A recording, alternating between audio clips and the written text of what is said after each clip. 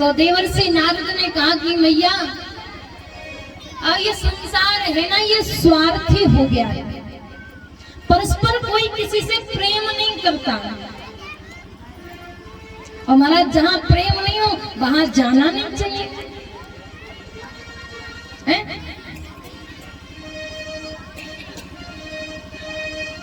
क्योंकि आव नहीं, आदर नहीं, और नैनन नहीं स्नेह, और तुलसी तहां ना जाइए, चाहे कंचन बरसै मेघ। तो अगर प्रेम नहीं करता कोई किसी से, संसार स्वार्थी है, सुन सबकी रीति, स्वार्थ लाग करिए सब प्रीति, तो हमको नहीं अच्छा लगता कि हम कहीं जाए। मैया पार्वती ने कहा कि देवर्षि नारद, और तो सब ठीक है, मैं सबकी बात मान लूं, लेकिन बाबा तो मुझको बड़ो प्रेम करे, कोई करे या ना करे, लेकिन बाबा हमको बड़ो प्रेम करे। देवर्षि नारद ने कहा वो कैसे करें, हमको तो ये बात समझ नहीं आई। तो मैया ने कहा नारद, भोले बाबा जिस भगवान के दर्शन करते हैं ना समाधि में, भजन में, वो हमको आके बताते हैं कि देवी देखो आज हमने इस देव के दर्शन करे, आज हमने इस देव के दर्शन करे। और शास्त्र कहता है कि जो गुरु मंत्र होता है वो किसी को बताना नहीं चाहिए, गोपनीयम गोपनीयम इति प्रयत्नतः। और हमको तो बाबा ने ये भी बताया है कि हमें कौन सा गुरु मंत्र मिला है, इतना प्रेम करते हैं। तो देवर्षि नारद ने कहा कि मैया तो आपको ये भी पता होगी कि भोले बाबा के गले में जो मुंडों की माला है वो किसकी है। मैया बोली ओ नारद, और तो सब पता चलो, लेकिन जो नहीं पता कि मुंडन की माला भोले के गले में कैसे आई। नारद जी बोले फिर का प्रेम करें बताओ, 24 घंटे आपके साथ रह रहे, आपको इतना नहीं पता कि गले में काहे की माला है, कैसे आई, फिर कहाँ प्रेम करें। आप कहते हैं बड़ा प्रेम करते, बड़ा प्रेम करते।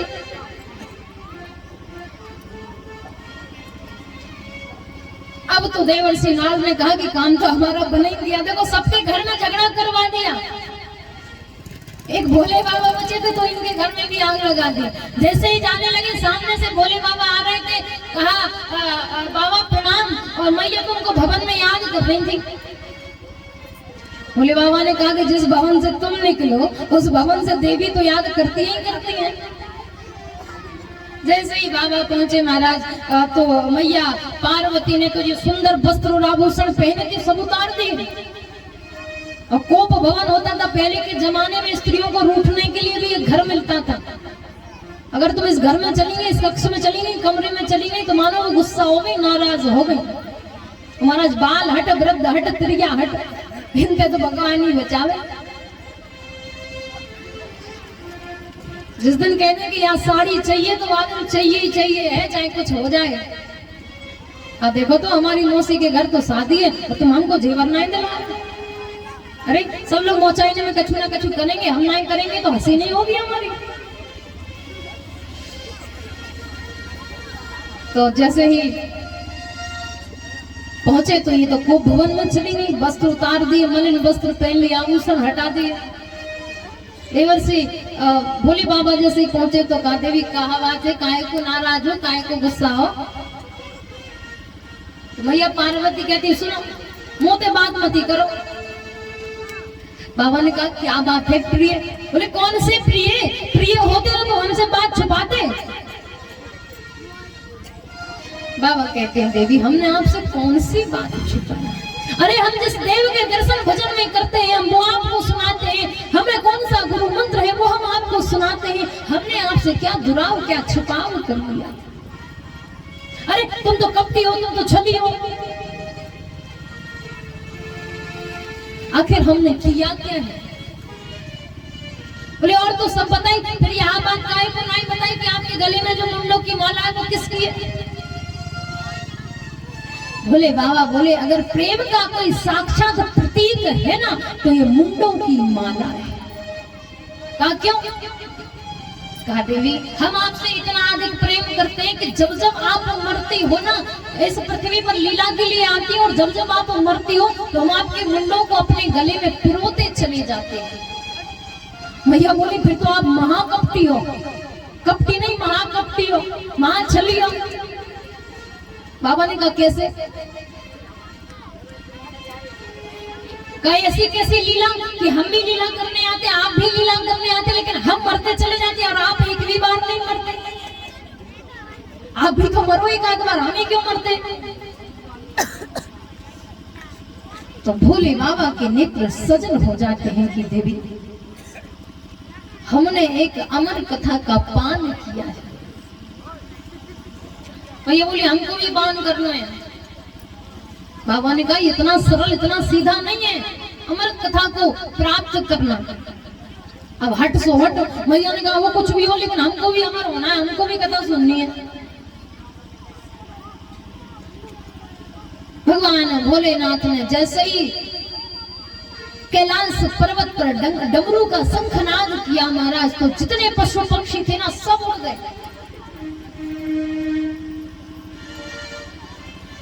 लेकिन जो सुख पक्षी और पक्षिणी थे ना,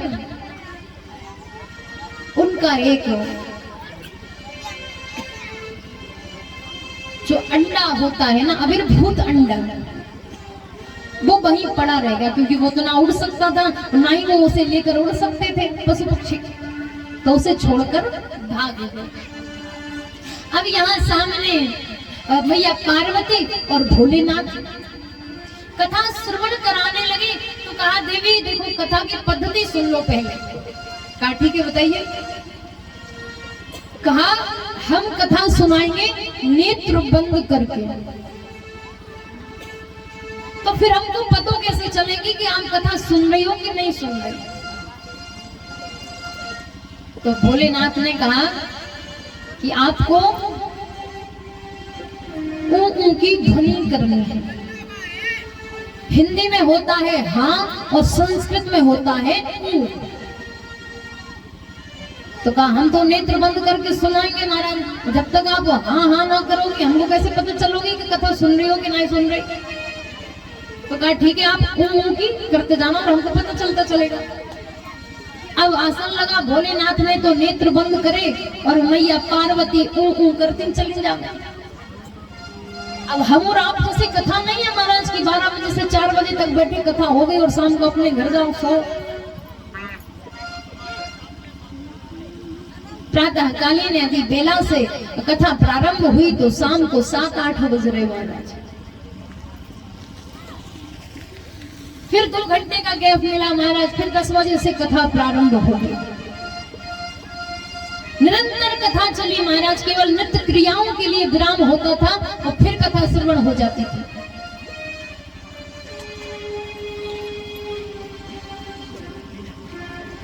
अब महाराज 1 दिन कथा चली, 2 दिन कथा चली, 3 दिन कथा चली, 4 दिन कथा चली। अब कथा सुनते सुनते महाराज इनको निंद्रा आ गई। अब जब 4 दिन दिनों रात कथा सुनोगे तो सोएंगे नहीं।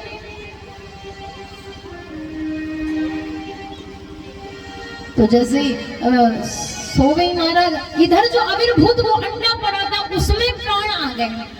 कथा के प्रभाव से वो फूट गया, उसमें प्राण आ गए। और विचार करना संसार में जितने भी पशु पक्षी हैं, केवल तोता ही मनुष्य की बोली बोल सकता है। तोता ही केवल मनुष्य की बोली बोल सकता है। अब 2 दिन से कथा सुन रहा था।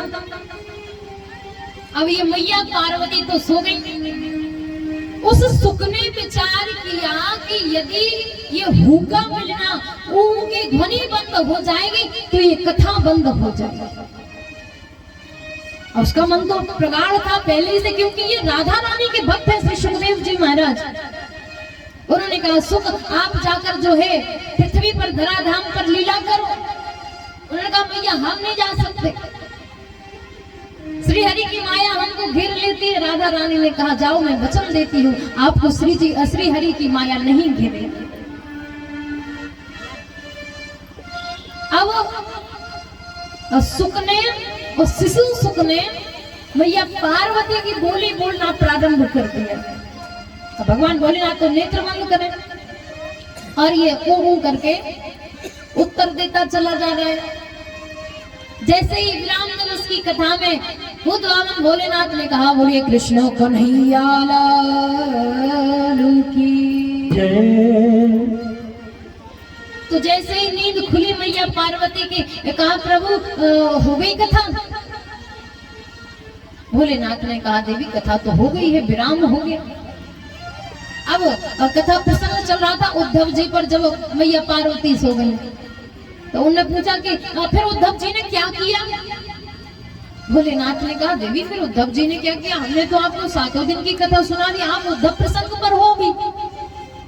मैया पार्वती ने कहा प्रभु क्षमा करना, वो हमको थोड़ी सी नींद आ गई, तुम्हारी आंख लग गई थी। भोलेनाथ ने कहा लेकिन हमें ध्वनि तो मिल रही थी, वो शब्द की ध्वनि मिल रही थी, फिर आप कैसे सो सकती हो। जैसे ही भोलेनाथ ने देखा तो उनके पीछे वो सुख पड़ा हुआ है। भोलेनाथ ने अपना त्रिशूल उठाया महाराज, और उस सुख को मारने के लिए उसके पीछे पीछे भागे। अब महाराज ये भोलेनाथ भागे और पीछे पीछे भोलेनाथ, आगे आगे श्री सुखदेव जी महाराज। अब भागते चले आ रहे हैं, भागते चले आ रहे हैं। तो कैलाश पर्वत से जब हम नीचे आते हैं तो बद्रीनाथ पड़ता है, और बद्रीनाथ के समीप ही श्री वेदव्यास जी का आश्रम है सम्याप्राश। उनकी पत्नी बिटका अपने भवन की छत पर खड़े होकर अपने केसों को संवार रही थी और अपने पति से बातें कर रही थी कि देखो आज हमारे विवाह को इतने वर्ष हो गए लेकिन हमें कोई संतान नहीं है। वेदव्यास जी कहते हैं कि देवी जब भगवान कृपा करेंगे तब हमको संतान सुख भी मिलेगा।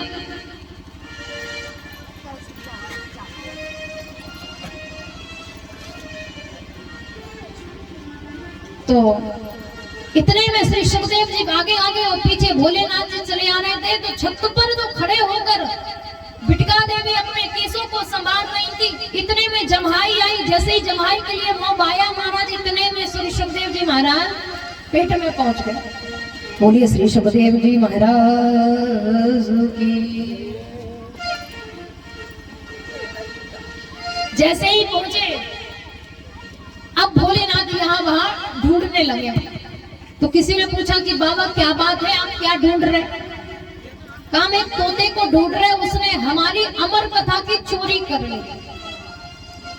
तो उसने कहा वैसे तो आपके घर में कुछ है ही नहीं, ना तो घर ही है, ना मकान बनो, ना बर्तन बाड़े हैं, कुछ तो है नहीं आपके घर। तो चोरी करने के लिए चोर को और क्या मिला होगा? बोले हमें अमर कथा चुरा ली। उसने कहा बाबा जब अमर कथा चुरा ली, अमर हो ही गया, तो क्या आपका ये त्रिशूल फिर मार सकता है? भोलेनाथ वहीं से वापस चले आते हैं। समय आने पर वैसे 9 माह में गर्भ से बाहर आ जाता है जीव, लेकिन यहाँ तो 9 माह नहीं, 9 साल, 10 साल, 11 और 12 साल हो गई। बिटका ने अपने पति वेदव्यास जी से कहा कि प्रभु हमारे गर्भ से वेदों की ध्वनि आ रही है। वेदव्यास जी ने कहा कि कोई सिद्ध महापुरुष होगा। तो कहा प्रभु ये 12 वर्ष हो गए लेकिन ये बाहर ही नहीं आता।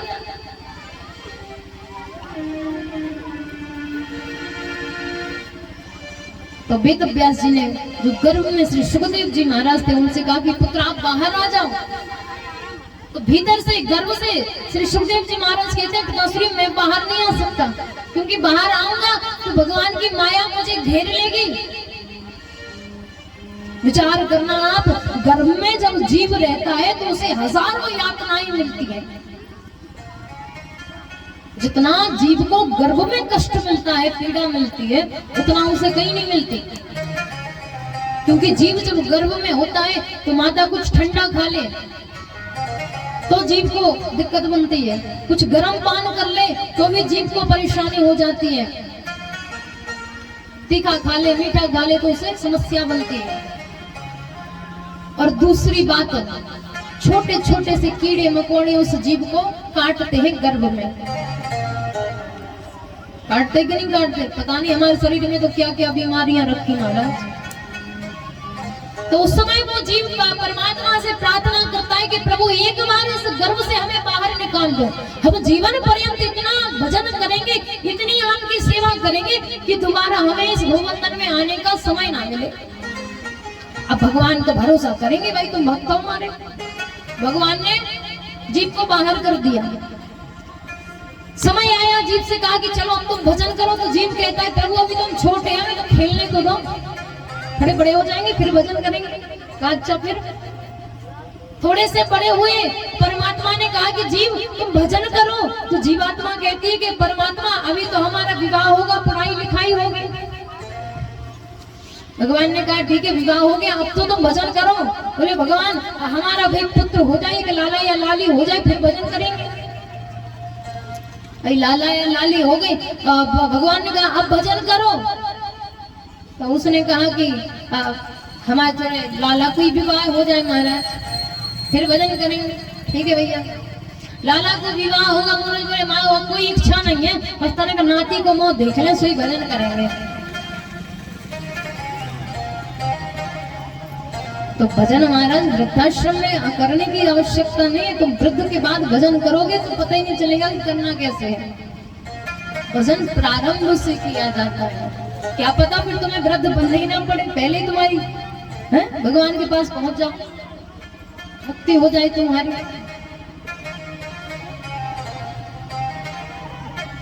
तो जैसे ही वेद व्यास जी कहते हैं कि पुत्र बाहर आ जाओ, बाहर आ जाओ, तो भीतर से गर्व से ध्वनि आती है कि मैं तो बाहर तात नहीं आऊंगा, कि मैं तो बाहर तात नहीं आऊंगा, गर्भ में रह के हरि गुण गाऊंगा, गर्भ में रह के हरि गुण गाऊंगा। मैं तो बाहर तात नहीं आऊंगा, मैं तो बाहर तात नहीं आऊंगा, मैं तो गर्भ में हरि गुण गाऊंगा।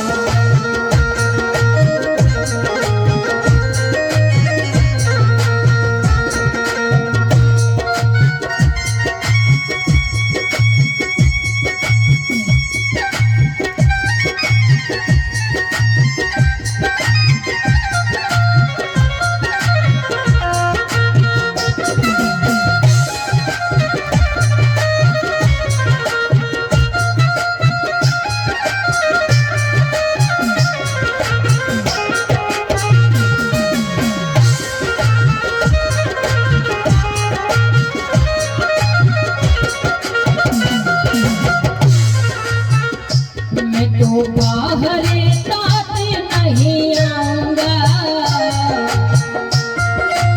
तात नहीं आऊंगा,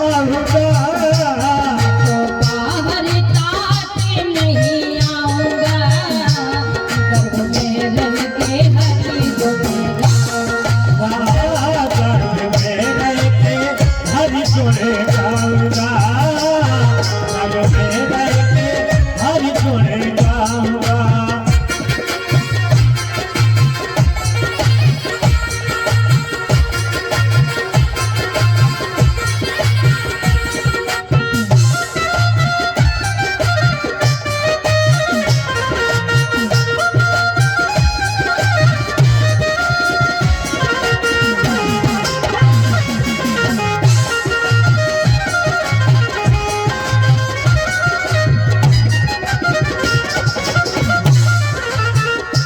गर्भ से आवाज आती है काश्री,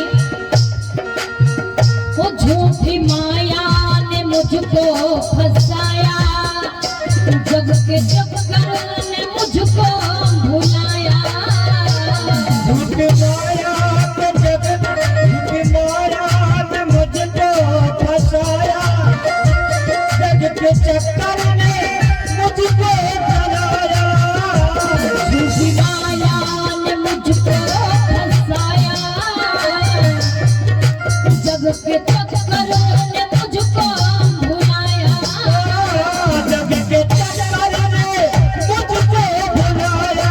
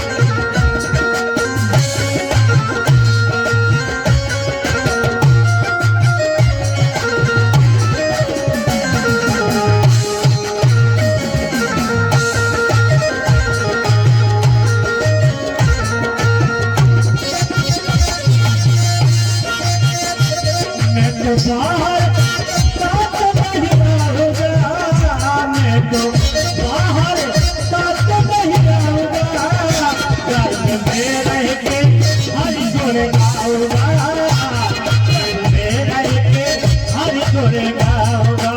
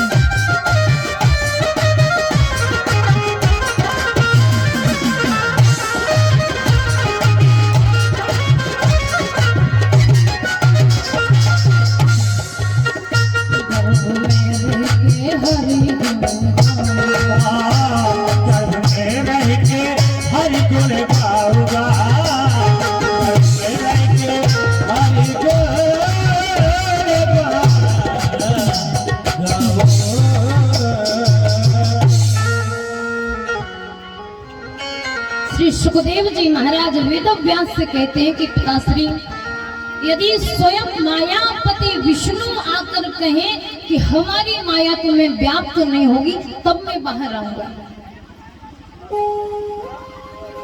तो भगवान विष्णु आते हैं और कहते हैं, वत्स आप बाहर आ जाओ, मैं मायापति श्री हरि विष्णु वचन देता हूँ कि मेरी माया का असर तुम पर नहीं होगा। सुखदेव जी महाराज जैसे ही बाहर आते हैं, 12 वर्ष की अवस्था सीधा वन की ओर जाने लगते हैं महाराज। एक भी वस्त्र नहीं शरीर पर। 12 वर्ष का बालक छोटा तो होता नहीं, लेकिन पहले ज्ञान नहीं था, अब ज्ञान है। जो यहाँ वृद्ध माताएं और वृद्ध पुरुष बैठे होंगे, उनसे पूछ लेना, 5-5, 7-7 वर्ष तक तो उन्हें खुद वस्त्र नहीं पहने होंगे, है ना। पहले में इतना नहीं था, और अब तो जन्म नहीं हो सकता और पहले ले लेकर रख लेते हैं महाराज। तो पहले स्त्री और पुरुष का भेद नहीं था, अब तो बच्चे से पूछ लो, उसे सब पता होता है। जैसे ही जाने लगे श्री सुखदेव जी महाराज, पीछे पीछे वेदव्यास जी पुत्र कहकर बोलते हैं कि रुक जाओ, और वो चले जाते हैं। रास्ते में एक जलाशय मिलता है, स्त्रियां स्नान कर रही थी, सुखदेव जी महाराज निकले, उन्हें कोई असर नहीं हुआ। जैसे ही वेदव्यास जी आए, सबने अपने अपने वस्त्र संभालना प्रारंभ कर दिया, सब अपने अपने वस्त्र देखने लगे। वेदव्यास जी ने कहा कि देवियों, अभी जो मेरा बालक 12 वर्ष का है, कोई छोटा नहीं हो गया, तो आप लोगों ने अपने वस्त्र नहीं संभाले, स्नान कर रही थी, और मैं बूढ़ा होने जा रहा है, मैं आया तो आपने अपने वस्त्र संभालना प्रारंभ कर दिया।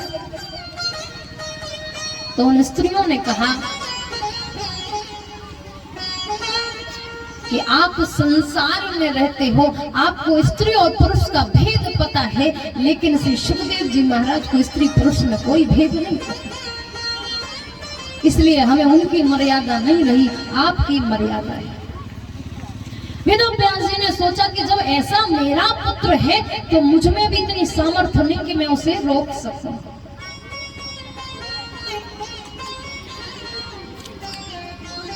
सोलह वर्ष की उम्र श्री सुखदेव जी महाराज की। एक दिन समय आया, श्री शौनकादिक ऋषियों को श्री सूत जी महाराज कहते हैं कि भगवान के 24 अवतार हैं, भगवान के 24 अवतार हैं।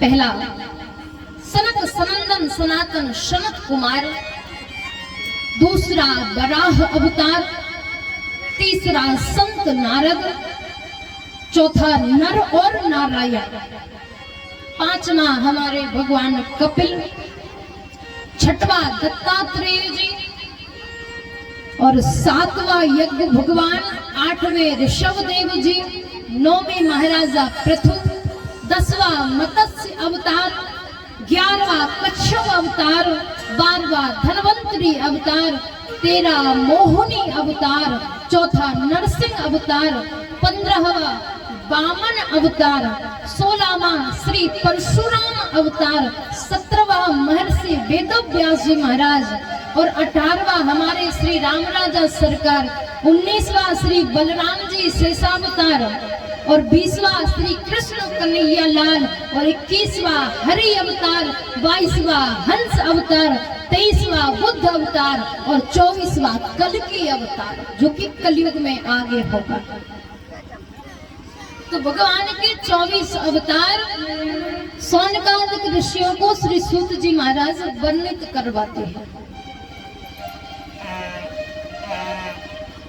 तो कहा कि इन्हीं वेद व्यास जी को देवर्षि नारद जी ने कथा समर्पित करी श्रीमद् भागवत। सौनकादिक ऋषियों ने कहा कैसे करी, हमको बताओ जरा। तो श्री शौनकादिक ऋषियों से सूत जी महाराज कहते हैं कि नारायण के पुत्र हैं ब्रह्मा और ब्रह्मा के हैं वशिष्ठ, वशिष्ठ के हैं शक्ति, शक्ति के हैं पाराशर और पाराशर जी के हैं महर्षि वेदव्यास जी। वेदव्यास जी की मैया का नाम है सत्यवती। जैसे वेदव्यास जी का जन्म होता है तो मैया सत्यवती से कहते हैं कि हम घर छोड़कर भजन करना चाहते हैं। अब महाराज किसी को बालक हो कहे हम तो घर छोड़कर जंगल में जा रहे हैं, जाने दोगे का? मैया सत्यवती रुदन करने लगी कि पुत्र यदि तुम चले जाओगे तो हम कैसे रहेंगे। तो वेदव्यास जी ने कहा कि माता आप जब भी मेरा स्मरण करोगी हम आपके सामने आ जाएंगे। अब वेदव्यास जी महाराज जैसे जंगल में पहुंचे तो प्रेरणा मिली कि हमको जो है ग्रंथों की रचना करनी चाहिए। आज चारों वेदों को जैसे रचना कर दी वेदव्यास जी ने, ऋग्वेद, यजुर्वेद, सामवेद और अथर्ववेद, 18 पुराणों की रचना कर दी, 6 शास्त्र की रचना कर दी महाराज, लेकिन हृदय में शांति ना मिली। क्योंकि जो कवि होता है वो कोई रचना करता है तो जब तक वो स्वयं संतुष्ट नहीं होता कि हाँ मेरी रचना अच्छी है, तब तक वो किसी और को नहीं बताता। तो वेदव्यास जी के हृदय में बड़ी पीड़ा हो रही थी और इतने में क्या है कि संत नारद आ गए। वेदव्यास जी संत महर्षि नारद जी के चरणों में गिर गए कि प्रभु हमने रचना तो कर ली लेकिन हमारे हृदय को शांति नहीं है। तो कहा महाराज हृदय में शांति नहीं है और हमको ये खुशी भी नहीं है कि हमने इतने सारे ग्रंथों की रचना कर ली, तो हमें संतुष्टि मिलनी चाहिए कि हाँ ग्रंथ की रचना तो करी है।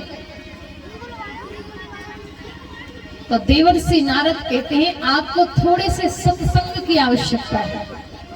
हमने बताया ना कि सत्संग तो दुर्लभ संसार। तो आज देवर्षि नारद महर्षि वेदव्यास जी के साथ सत्संग करते हुए कहते हैं कि व्यास जी सत्संग की ही महिमा है, संतों का ही आश्रय है कि ये आज दासी पुत्र नारद और देवर्षि नारद हो गए। देवर्षि नारद अपने पूर्व जन्म की कथा व्यास जी को सुनाते हैं। वेदव्यास जी से कहते हैं कि प्रभु मैं पूर्व जन्म में एक दासी का पुत्र था, पिता की मृत्यु हो गई, मैया संतों के आश्रम में रहने लगी, मैं छोटा सा था मुझको भी वहीं रख लिया। अब मैया झाड़ू लगाती, गाय धोती, संतों के यहाँ आश्रम में काम करते। अब चतुर्मास के लिए बाहर से संत आए। अब देवर्षि नारद जो वहां आश्रम में रहा करते थे तो सबने उनका नाम रख दिया रामदास। अब रामदास की मैया कथा सुने तो ये गोदी में बैठकर कथा सुने। अब इनका मन इतना लग गया संतों में, इतना लग गया कि इनको लगा कि हम सबको छोड़कर संतों के साथ जावेंगे। चतुर्मास पूरा हुआ, संतों ने कहा कि हम अब जाना चाहते हैं, तो देवर्षि नारद ने कहा कि आप हमको भी लेकर चलो। रात्रि में देवर्षि नारद ने रामदास ने कहा कि संत महाराज हमको भी लेकर चलो।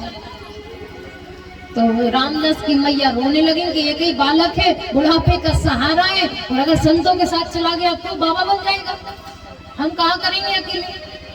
तो ये रोती बिलखती गई, महाराज आप हमारे बालक को मत ले जाइए, हमारे बुढ़ापे का एकमात्र सहारा है और आप ले जाओगे। तो संतों को भी दया आ गई कि बूढ़ी वृद्ध मैया है, कैसे रहेगी।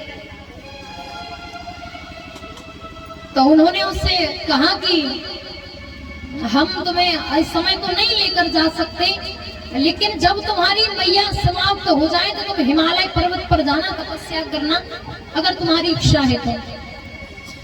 अब देवर्षि नारद के मन में विचार आया कि भगवान कुछ ऐसा करो कि मेरी मैया मर जाए। कोई ऐसा होगा कि भगवान की भक्ति के लिए ऐसा कहे कि मेरी मैया मर जाए। नारद भगवान कहते हैं भगवान कुछ कृपा करो कि मेरी मैया मर। बोले क्यों? बोले ये बंधन है माता, बंधन है, जब तक ये समाप्त नहीं होगी, ये बंधन टूटेगा नहीं, तब तक मैं भगवान के समीप नहीं जा सकता। ऐसा ही हुआ। एकदा निर्गंता गेहादहन्ते निशागाम पथि सर्पोदसतप्ता स्पृष्टः कृपणाम कालचेदिता। एक दिन रामदास की मैया गाय दोहने के लिए जैसे ही पहुंचे तो एक काले सर्प ने उनको डस लिया, उनकी वही मृत्यु हो गई। अब नारद जी रो रहे महाराज, तो एक आंख से तो आ रहे ठंडे आंसू और दूसरे से आ रहे गर्म आंसू, क्योंकि जब हम हृदय से रोते हैं ना तो गर्म आंसू निकलते हैं, और जब हम खुशी से रोते हैं तो ठंडे आंसू निकलते हैं। देवर्षि नारद वेदव्यास जी से कहते हैं कि गर्म आंसू तो निकल रहा है कि मेरी मैया मर गई, आज मैं अनाथ हो गया, लेकिन ठंडे आंसू इसलिए निकल रहा है कि अब मुझे भजन करने के लिए कोई रोकेगा नहीं। तुरंत हिमालय पर्वत पर पहुंचे, अनेक समय तक भजन किया। एक सुंदर आकाशवाणी होती है कि अभी आप परिपूर्ण नहीं है, जिस समय परिपूर्ण हो जाओगे उस समय आप हो। देवदत्ता मिमां वीणा स्वर ब्रह्मा विभूषिता। भगवान ने नारद जी को वीणा प्रदान कर दी, और उन्हीं संतों के प्रभाव से आज वही दासी का पुत्र रामदास देवर्षि नारद बन गया। श्री वेदव्यास जी को थोड़ा हृदय में शांति पहुंची। उन्होंने जैसे ही श्रीमद् भागवत सप्ताह ज्ञान यज्ञ की कथा को रचना के रूप में परिवर्तित किया, अब विचार आया कि हम इस कथा को श्रवण किसे कराएंगे। महाराज जैसे हमें कुछ याद है या हमें कुछ पता है तो हम बताएं किसको। वेदव्यास जी के हृदय में आया कि इसको सुनने का अधिकारी तो केवल मेरा पुत्र है। ये कथा को सुनने का अधिकारी तो केवल मेरा पुत्र शुकदेव है। लेकिन फिर अब वो तो समाधि में बैठे थे श्री शुकदेव जी महाराज, तो अपने छोटे छोटे शिष्यों को वेदव्यास जी ने एक मंत्र सिखाया और कहा जाओ उनके सामने इस मंत्र का गायन करना और वो तुम्हारे साथ आ जाएंगे तो हम उनको कथा सुनावेंगे। अब वो छोटे छोटे से सखा महाराज जैसे ही सुखदेव जी के सामने पहुंचे तो कहा बरड़ा पीड़म नटवरतु कर्णयो कर्णिकारिकम विभद्रवासः कनक कपिशम वैजयन्ती चामाला। आधा श्लोक को जैसे ही सुनाया, कृष्ण के सौंदर्य का वर्णन किया, तो 1 मिनट के लिए सुखदेव जी महाराज समाधि से जागे। तो कहा अच्छा ये कौन इतने सुंदर है महाराज, घुंघराले घुंघराले केस, काले काले नयन। तो छोटे छोटे शिष्य थे, कहा इससे आगे आपको सुनना है तो आप अपने पिताश्री के पास जाओ। सुखदेव जी ने कहा होगा कोई सुंदर संसार में, और फिर समाधि में लीन हो गए। जैसे ही शिष्य आए तो कहा एक बार को उनकी समाधि तो खुली थी, लेकिन वो फिर समाधिस्थ हो गए। दूसरा श्लोक सिखाया, कहा इसको जाकर गाना, फिर वापस आएंगे। छोटे छोटे सखा फिर पहुंचे तो कहने लगे, घेर भी ले लूं, घेर कि अहो बकीयम स्तन कालकूट धांसया पाया यादप्य साधु भी लेभे गति धात्र्योचिता ततो अन्यम कंबा दयालुम शरणं प्रजे। अहो देखो तो इस स्त्री को, इस अधम स्त्री को जो हजारों वर्षों बाद, अरे काम तो कर रही है दूध पिलाने का, लेकिन देखो ये विष पिला रही है। हजारों वर्षों बाद जो गति मैया यशोदा की होगी वो आज इसे मिल जाएगी। इतना जैसे ही सुना तो श्री सुखदेव जी की जो समाधि थी टूट गई, तुरंत भागने लगे अपने पिताश्री के पास, कहा हमको कथा सुननी है। अब लेकिन महाराज अपने पुत्र को कथा सुनाए, अपने मन से अपने पुत्र की बड़ाई करते हैं, तो ये भी शास्त्र विरुद्ध है। तो कहा क्या करें? कहा महाराजा जनक यदि कह दे कि सुखदेव जी महाराज कथा सुनने के योग्य हैं तो हम कथा सुनावेंगे। पत्र लिखा महाराजा जनक को, श्री सुखदेव जी महाराज जनक के द्वार पर पहुंचे। द्वारपालों से कहा कि 4 दिन तक इनको बाहर ही खड़ो करने हैं। 4 दिन हो गए महाराज, और सुखदेव जी बाहर खड़े। अब मार्च अप्रैल मई का महीना, अभी तुम्हें 2 मिनट खड़े कर दो तो ऐसे चिल्लाओगे। सुखदेव जी 4 दिन से खड़े। द्वारपालों से कहा कि अगर जरा सा भी क्रोध होना तो वापस भेज देना। द्वारपालों ने कहा कि राजन जो छवि पहले दिन थी वही छवि आज है, जरा भी क्रोध नहीं है। भीतर बुलाया गया, सुंदर सुंदर स्त्रियों का आलिंगन करवाया गया, तब भी उन पर काम का कोई प्रभाव नहीं पड़ा। महाराजा जनक चरणों में साष्टांग हो गए कि आपके पिता की आज्ञा थी, वरना मुझ में ऐसी क्या सामर्थ्य कि मैं आपका परीक्षण करता।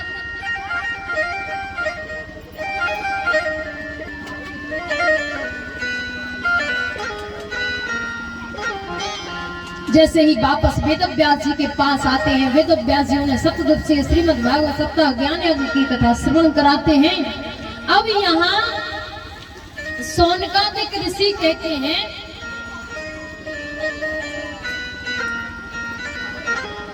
कि ये वेदव्यास जी के पुत्र सुखदेव हैं। सूत जी महाराज ने कहा इन्हीं सुखदेव से राजा परीक्षित ने 7 दिन की कथा सुनी। सौनकादिक ऋषियों ने कहा कि सूत जी से कि महाराज ये आप परीक्षित कौन है? बोले परीक्षित को 7 दिन में तक्षक सर्प के डसने से मृत्यु हो जाएगी, ये श्राप मिला था।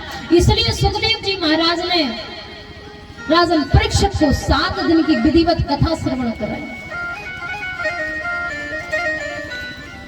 परीक्षित कौन है? परीक्षित को तक्षक डसने का श्राप क्यों मिला?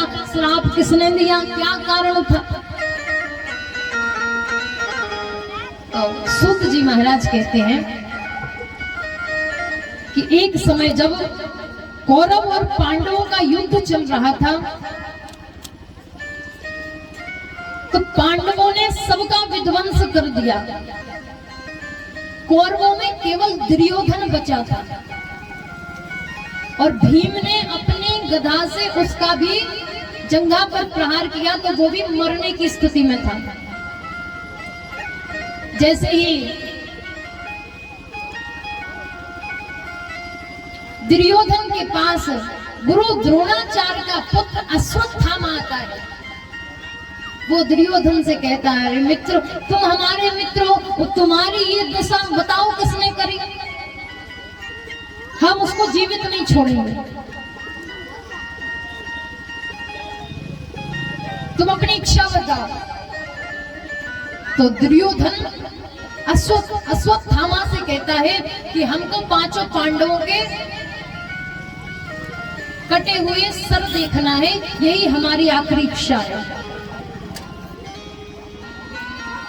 अश्वत्थामा जाता है महाराज। इधर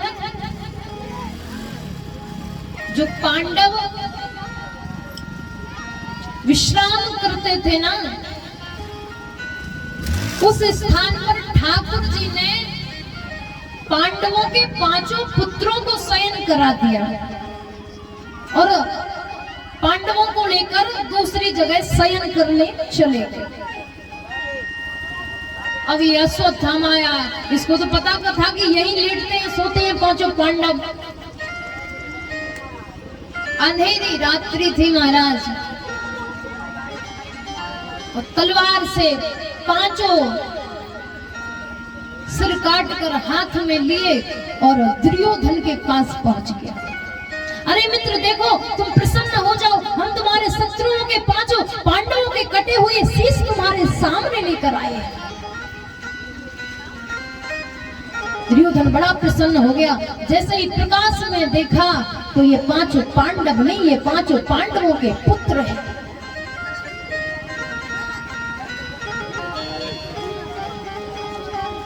दुर्योधन कराहने लगता है, मित्र ये तुमने क्या किया? अरे अब तो हमारे वंश में कोई पानी देने के लिए भी नहीं बचा। अरे मेरी दुश्मनी तो पांचों पांडवों से थी, ये पांचों पांडवों के पुत्रों से है। जैसे ही सुबह हुई महाराज, शीश नहीं है, धड़ पड़ा है, रक्त की धारा बह रही है, देखा तो लोग जुड़ते चले जा रहे हैं। क्या दशा होगी उस मैया द्रौपदी की, जिसके एक साथ पांचों पुत्र मर जाएं। आज कुरही की भांति विलाप करने लगी।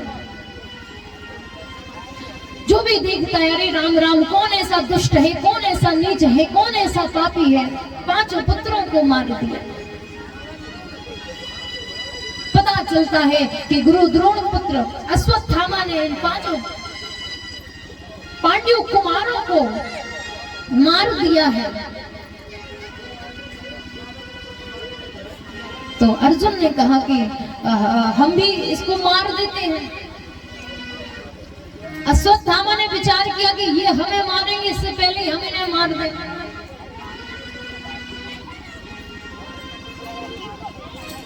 तो यहाँ अश्वत्थामा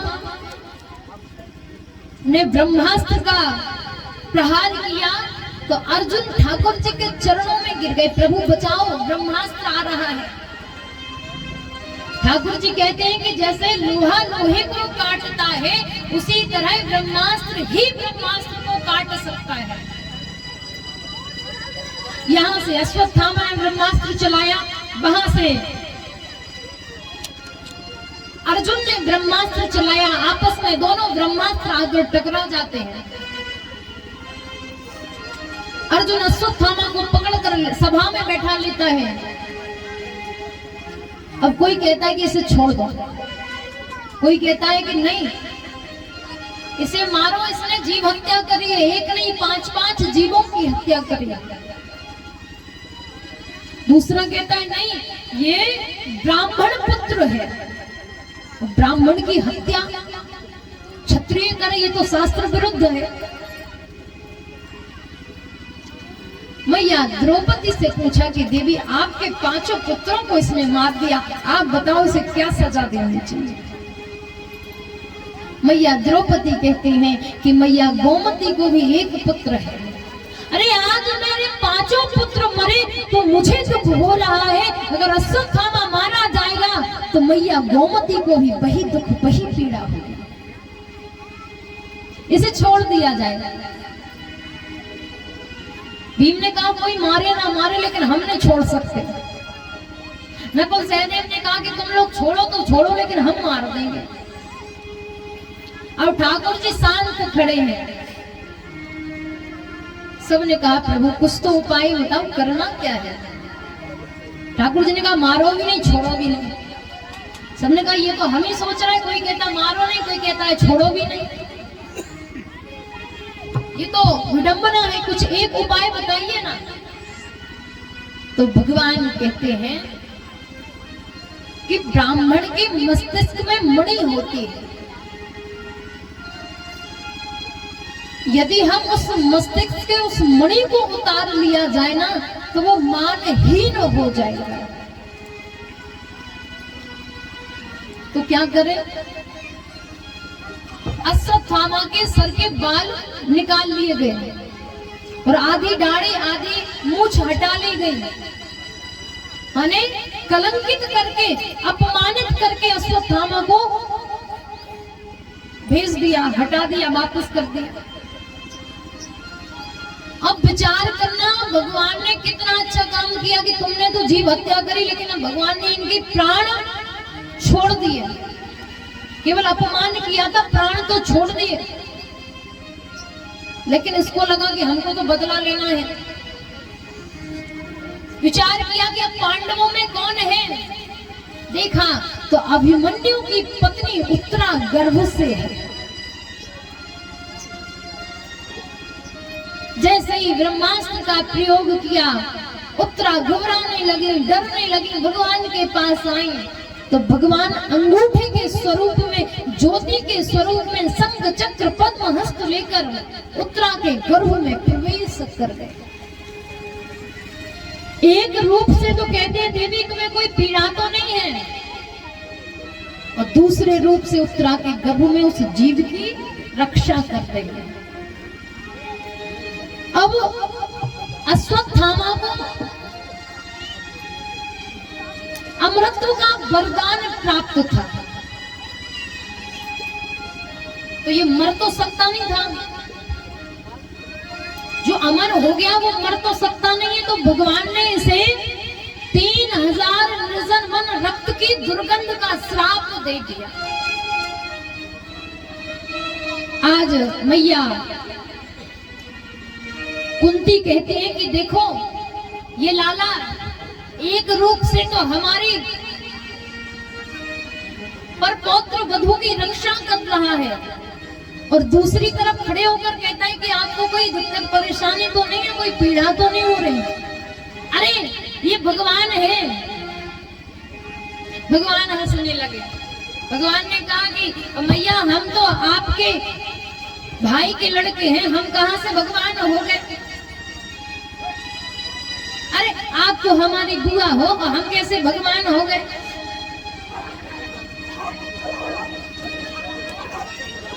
तो मैया कुंती कहते हैं लाला यही तो आपका प्रेम है, किसी को मैया बनाते हो, किसी को पिता बनाते हो, किसी को बुआ बनाते हो, किसी को भाई बनाते हो, किसी को बहन बनाते हो। भगवान ने कहा ठीक है।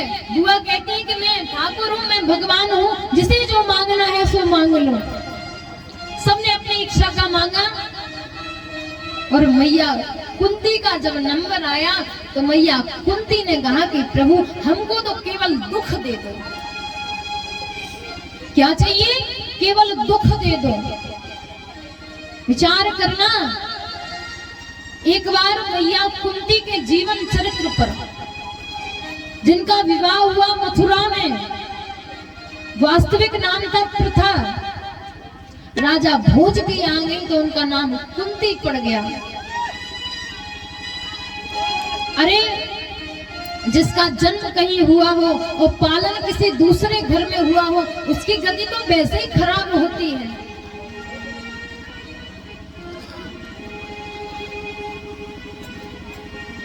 बिना विवाह के बालक को जन्म देना, विवाह के बाद भी ऐसे पुरुष के साथ विवाह होना कि जिसके साथ संबंध स्थापित करोगे तो वो मर जाएगा। पति का भी सुख नहीं मिला महाराज।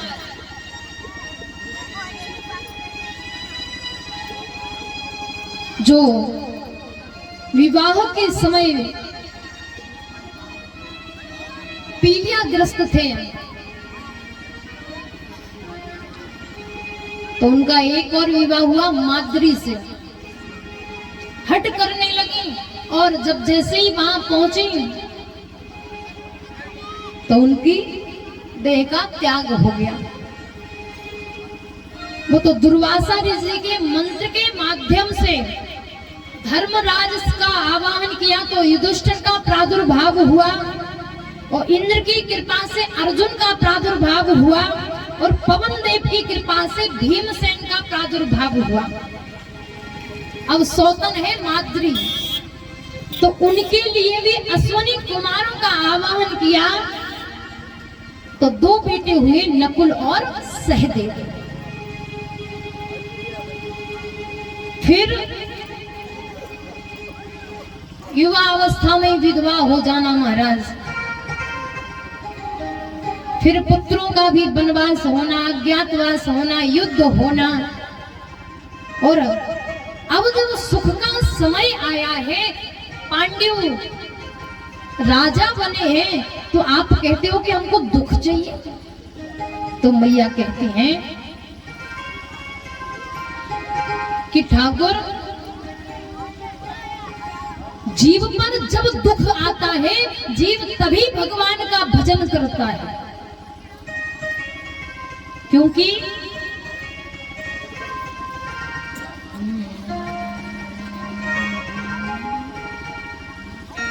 बताया गया है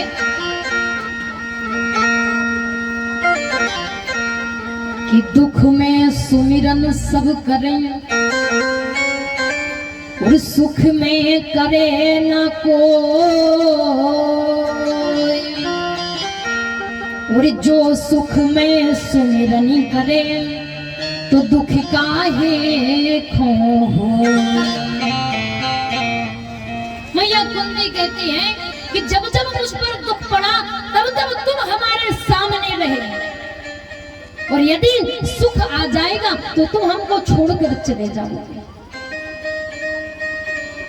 कि सुख के माथे सिल पड़े और जो हरि हृदय से जाए, और बलिहारी बा दुख की जो पल पल नाम जपा। अरे ऐसे सुख का मैं क्या करूंगी कि भगवान का स्मरण ही ना हो, मुझे तो दुख ही चाहिए। रामचरितमानस में गोसाई जी भी लिखते हैं कि कहे हनुमंत विपत प्रभु सोई, कहे हनुमंत विपत प्रभु सोई, कहे हनुमंत विपत प्रभु सोई, कहे हनुमंत विपत प्रभु सोई। विपत्ति कब है? जब तब सुमिरन भजन न होई, जब तब सुमिरन भजन न होई, जब तब सुमिरन भजन न होई, जब तब सुमिरन भजन न होई।